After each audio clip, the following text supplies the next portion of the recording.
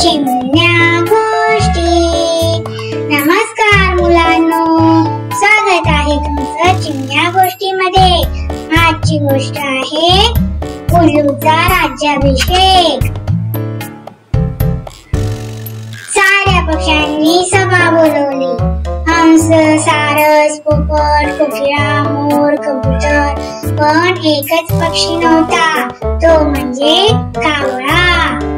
त्यांनी ठरवलं गरुडाला जो राजा आहे तो आपल्याकडे लक्ष द्यायला त्याला वेळ नाही आहे, म्हणून आपण नवीन राजा निवडूया। पक्ष्यांनी सर्व बाजूंनी पाहिलं आणि ठरवलं रात्रीची सुरक्षितता पाहून उल्लूच योग्य राजा होईल असं त्यांनी ठरवलं। त्यांनी सगळ्यांनी राज्याभिषेकाची तयारी केली।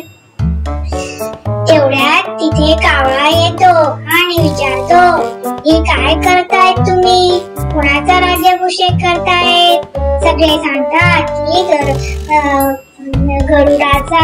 गरुडाला आपल्याकडे लक्ष देण्यास वेळ नाही, म्हणून घुबडाचा राज्याभिषेक करणार आहोत।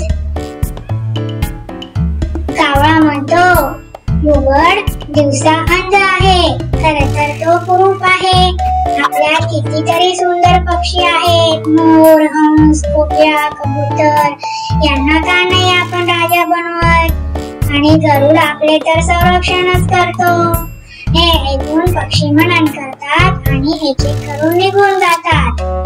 पण त्यामुळे कावळा आणि घुबडाचे वैर निर्माण होते। घुबडाचा राज्याभिषेक होत नाही। तो घुबड संतापतो आणि म्हणतो, तुझ्यामुळे मी राजा नाही झालो, आता तू माझा शत्रू। कावळा विचार करतो, माझं मत मी स्पष्टपणे मांडलं, आता घुबडासोबतच माझे वैर झाले।